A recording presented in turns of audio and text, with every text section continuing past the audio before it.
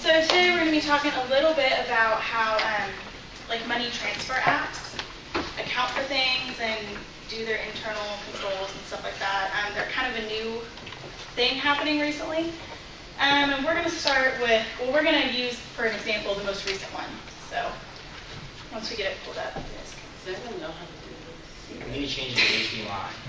You have to, did you plug it in? Yeah, touch laptop. There it goes.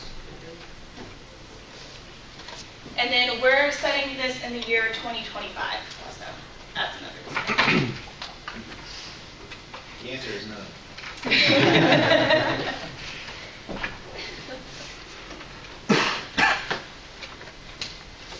Hello and welcome to Are You Smarter Than You? I'm your host David, and these are my co-hosts Alicia and Rodney. I would like to introduce our guest judges. Pat, nice to meet you. Hi, Noel. Noel, nice to meet you as well. Our contestants today are going to be Adam Fonsat and our UTD PPA student Linda.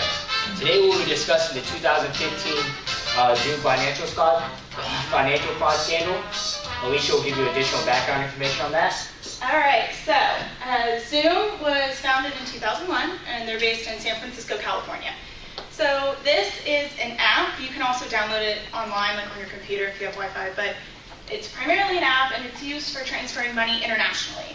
And you can do this to individual people, or you can do it to businesses, and they have a lot of different countries that they span. So it gained a lot of popularity. It's really convenient, so you can just do it from your phone. You don't have to go to the Western Union or anything like that.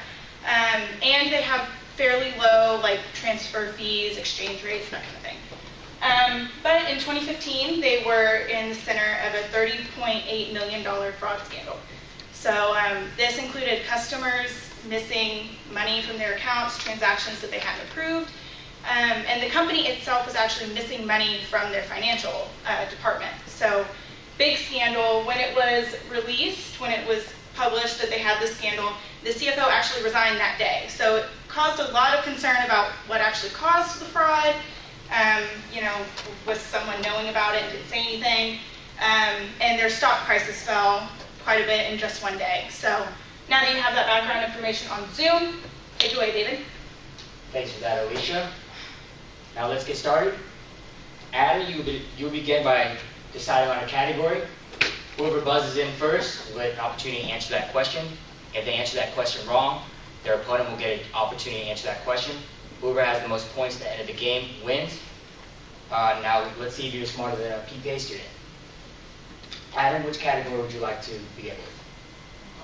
Let's go with fraud, David. All right, let's start with the first fraud question. What aspects of Zoom's financials were directly affected by the fraud? A, cost for customer acquisition, B, net income, C, stock pricing, or D, all the above? I'm going to have to go with D, all of the above. And that is correct. That is 1 point for Adam. Now let's get on to the next fraud question in the category.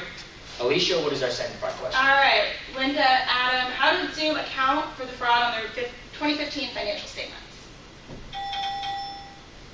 Any amount unrecovered, they debited the bad debt expense and credited allowance for doubtful accounts. The money, they treated the money as if it hadn't been received and deemed it uncollectible.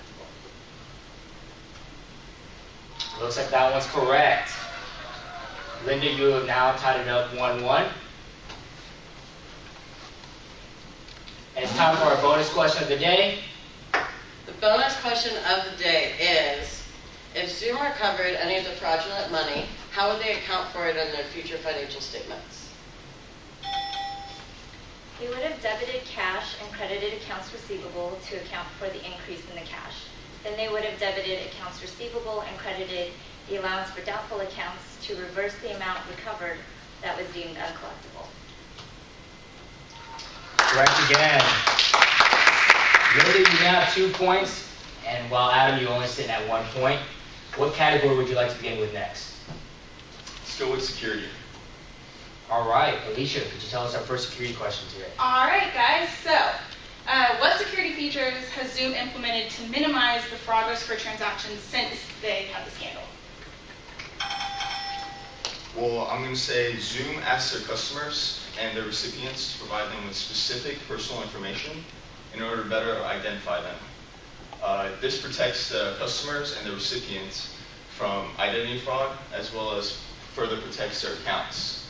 Also, Zoom analyzes each transaction in order to determine their risk level, and any transaction that's deemed to be high risk is sent back to the customer, and further information will be required. Wonderful, that is correct. That is 1 point for Adam, and we have tied it to 2 points each. Lotney, could you give us our next security question of the evening? Yeah. Which two Zoom security features failed, leading to the fraud? A, electronic security system and employee background checks. B, employee background checks and trustee privacy protocols. C, company policies and firewall protections. Or D, trustee privacy protocols and electronic security systems. I'm going to go ahead and say B, employee background checks and trustee privacy protocols. Wonderful. That is correct. It's the extra facts of the day. During the 2015 fraud scandal, the internal controls of Zoom actually failed mostly to the customers through the employee background checks. Actual employees were able to participate in fraudulent activities because the background checks did not go through correctly, and they actually were personally involved transferring the money out of the financial department to other accounts overseas. Also, the trustee privacy protocols failed to secure the customer's login information. When these login informations were put in risk, people were able to hack into their accounts and transfer money out of their personal accounts into unknown overseas accounts without have any knowledge of it whatsoever. Between both of these, their internal controls weak spots were grown, and that gave us the opportunity for fraud. Back to you, David. Okay, thank you for those extra facts of the day. Now for the last question of the evening. Adam, you're up 3-2. Now let's get to our last category, comparison. And Alicia, what is our final question? All right, so in 2003 to 2009, MoneyGram, which is a company that's very similar to Zoom, suffered a similar scandal due to weak internal controls.